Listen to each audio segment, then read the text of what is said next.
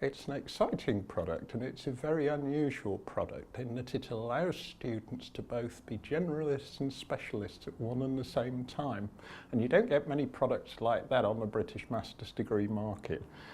To explain, you come onto an MSc Management and you're quite likely to have relatively little business experience. What you're looking for is a core study of basic management skills such as business strategy, such as financial management, etc.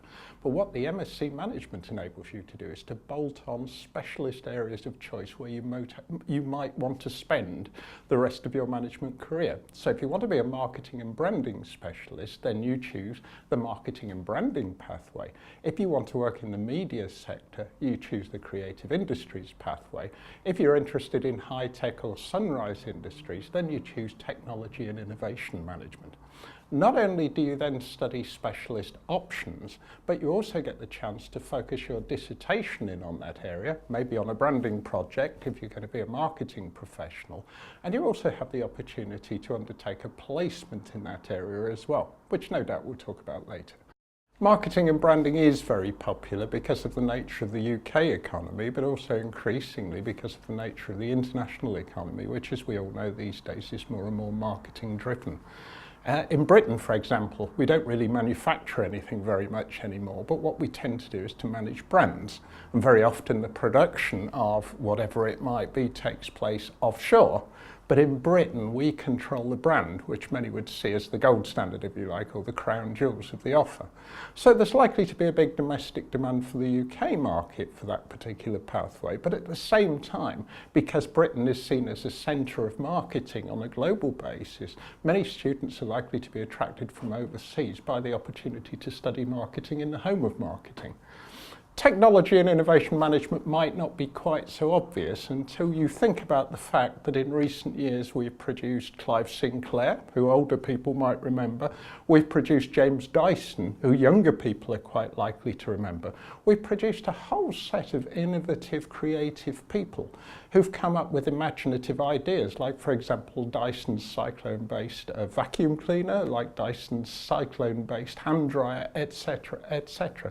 And in fact, Britain is becoming a centre of innovation in more industries than we might think. Think of Silverstone, for example, and think of all those specialised automotive skills which centre around that world-famous racecourse, you know, the world centre of Formula One motor racing.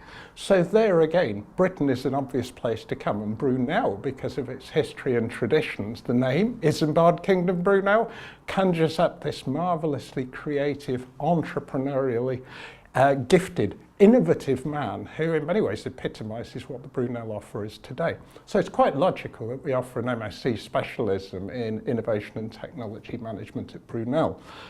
Creative industries, again perhaps a little surprising until we think of the fact that Britain remains one of the centres of the global media industry. The BBC is arguably the iconic brand in the global media industry. Where is it based? In the UK. Press is well represented in London and also still in the provinces. We also have the rise of satellite TV, Sky, part of News International, and all of these potential employers offer opportunities for students either on a placement basis or once they've completed their specialist studies in creative industries on the MSc Management degree, an opportunity to progress onto the first rung of their career ladder. So what we've tried to do is to unpack the nature of Brunel University and what it's about, the nature of British economy and how it fits into the global economy in designing an MSc offer which provides all the necessary building blocks that one would expect to see, but also these quite unusual specialisms as well. At the end of the day, what students are looking for is career progression, and they're looking for suitable jobs. So the way into employability is many faceted, but one of the elements that we've really looked at as being particularly important is giving students employment experience as part of their degree programme. linking back to the curriculum, and in particular linking back to the specialist pathway that they might choose to follow, and also the dissertation. If you like, there's a three-way specialism working there. So a marketing and branding student, for example, will take a specialist option module in brand management, a specialist module in international marketing, will then choose maybe an international marketing focused dissertation, perhaps to do with market entry into high-risk emerging market countries like Russia or China or whatever it might be, and will then undertake a placement with perhaps a British business or a non-British business based in the UK, which actually does do business or is thinking of doing business in those settings. And it all ties together. From the placement, they identify a project in conjunction with their line supervisor. That project is then linked back to a dissertation. They're given a second supervisor from Brunel University as well, who has specialist knowledge in that area. And after their 3-month placements, 2 things are produced. Firstly, an internal consultancy report for the company. Secondly, a dissertation. We felt that it was important to give students specific mention on their degree certificates that they'd actually undertaken this specialist study and possibly specialist placement experience. So we thought long and hard about how we'd reflect that, and we came up with a conclusion that it was most straightforward to use the following formula. For students who've opted for marketing and brand management as a pathway, on their certificate it will say MSc in Management, Marketing and Brand Management, which will appear in brackets. And if they undertake a professional placement, it will then say with professional placement. And the idea there is to make it blindingly obvious to any potential employer that that student has had a particular experience. This is so important if we think of an employer who may receive literally thousands of applications for a potentially prestigious post. Many of those applications are going to be thrown away, and they'll be looking for something that stands out. So if on the CV and resume it specifically mentions that specialism, then of course there's a reason to look at that person and not discard them straight away. The Business Life programme gives students the opportunity to experience a whole variety of inputs which are really, really supportive to their employment prospects. Even on campus, they receive a range of visiting speakers and opportunities to engage with business at quite a high level in many cases and across a range of disciplines. They also get the opportunity to go on factory visits, and I can say something in a minute about the specialised factory visits that we offer on the MSc Management programme. But there are seminars in CV building, there are seminars in interview technique, there are opportunities to visit higher education fairs where employers can be met and spoken to and hopefully impressed.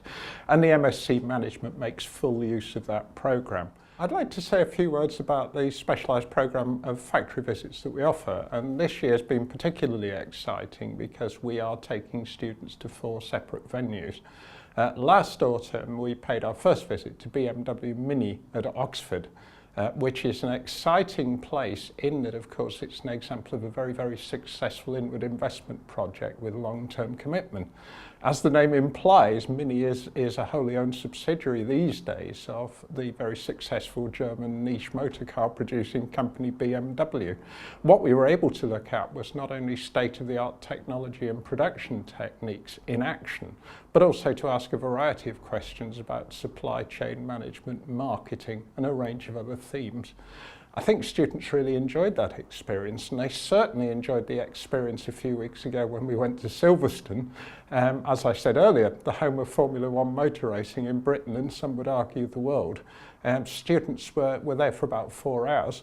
During those 4 hours, they were able to meet with the marketing manager for the Silverstone company, because it is in fact a very substantial business, albeit still run by the British Racing Drivers Club, as some of you probably know.